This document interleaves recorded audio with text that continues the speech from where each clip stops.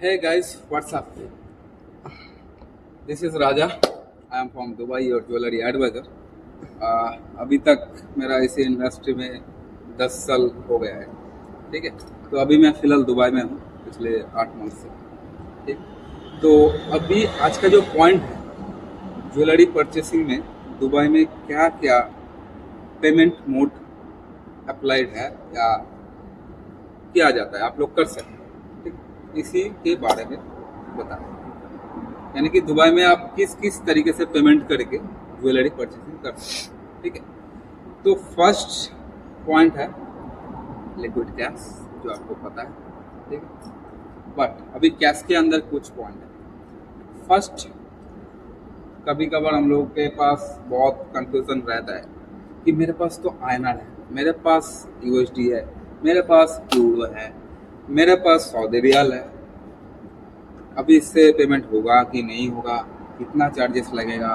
ठीक है, ये सब में बहुत कंफ्यूजन रहता है, तो यही कंफ्यूजन आपके माइंड से हटाने के लिए ये वीडियो बना रहा हूं। ठीक है, आपके पास कैश किसी भी करेंसी में ना क्यों हो, आप पेमेंट कर सकते हैं। सपोज आपके पास आईएनआर है, ठीक है, आप आईएनआर है, आप यहाँ पे आके कोई भी करेंसी ऑफिस जो रहता है उसमें एक्सचेंज किए, या कभी कभार भूल जाते हैं एक्सचेंज करने में, ज्वेलरी स्टोर में आ जाते हैं और खुद को एम्बेरस फील करते हैं कि ये क्या हो गया, मैं तो आईएनआर लेके आ गया, पेमेंट कैसे करूँगा।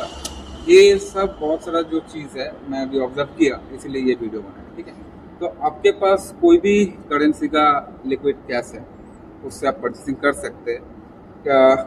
बात यह है कि उसमें थोड़ा कन्वर्सन चार्ज लगता है। अगर आपके पास आईएनआर है तो आप जरूर आईएनआर से परचेस कर सकते हैं यहाँ पे ज्वेलरी।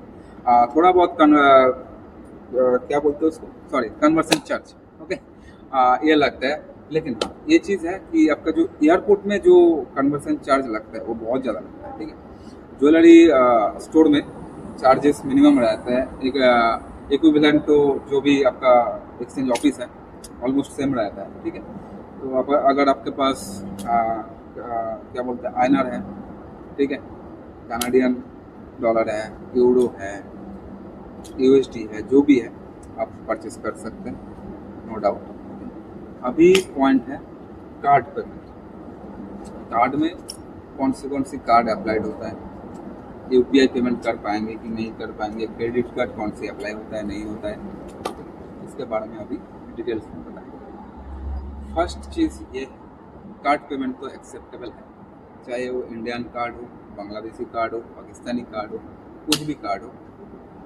बस उसमें एक ही शर्त है, इंटरनेशनल ट्रांजैक्शन ऑन होना चाहिए, जो कि आपको इंडिया से या पाकिस्तान या बांग्लादेश कहीं से भी अगर आप हैं वहाँ से ऑन करके आना है। क्योंकि यहाँ पे आने के बाद में क्या होता है, आपका जो सिम कार्ड है उसमें ओटीपी आना बंद हो जाता है। ठीक है, तो यहाँ पे आके अगर आप ऑन करना चाहेंगे तो नहीं हो पाएगा। ठीक है, तो आप आने से पहले वहाँ से ही आपका जो कार्ड है उसमें इंटरनेशनल जो ट्रांजेक्शन है उसको ऑन कर लीजिए, तो यहाँ पे आके आप लोग कर पाएंगे। ठीक है, पेमेंट। अभी बात है दुबई में आके भी आप गूगल पे, फोन पे करके यहाँ पे ज्वेलरी परचेस कर सकते हैं। ठीक है, गूगल पे भी यहाँ पे चलता है, बस शर्त वही है कि आपको इंटरनेशनल ट्रांजैक्शन ऑन होना चाहिए। फोन पे भी अप्लाइड है, वहाँ पे भी आपको इंटरनेशनल ट्रांजैक्शन ऑन होना चाहिए।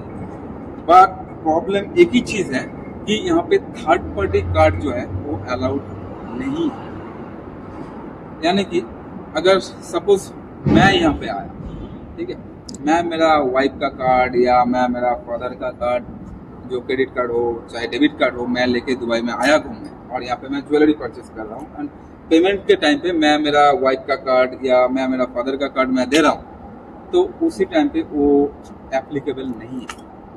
ठीक है, क्योंकि ये दुबई जो गवर्नमेंट है इस चीज़ को लेकर बहुत मतलब सिक्योरिटी पर्पस में नहीं करता है। ठीक है, तो फर्स्ट ये है कि थर्ड पार्टी कार्ड अप्लाइड नहीं है, ये दिमाग में बिठा लीजिए। ठीक है, एंड लास्ट जो ऑप्शन है वो है पे बाय लिंक।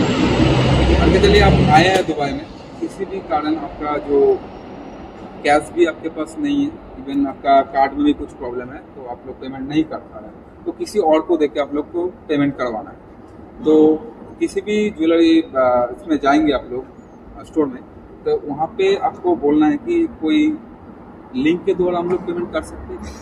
तो जो वहाँ का सेल्स मैन रहेगा वो ज़रूर आपको ये ऑप्शन देगा कि आप लिंक के द्वारा पेमेंट कर सकते हैं, या कोई भी कर सकता है। जो बंदा या कोई भी रिलेटिव से, या कोई जो इंडिया में बैठा हुआ है, आप दुबई में हैं, उसको देके पेमेंट करवाना है, तो उसके नाम पे एक लिंक क्रिएट होगा ऑन द स्पॉट, और वही लिंक आपका जो पेमेंट करेगा उसको भेजा जाएगा। ठीक है, तो वो वहाँ पे बैठ के वो कर सकता है। ठीक है, तो पेमेंट मोड ज़्यादा कुछ है नहीं, इतना ही है। ठीक है, इसमें भी अगर आप लोगों को कुछ कंफ्यूजन है तो ऑब्वियसली आप लोग कमेंट कीजिएगा।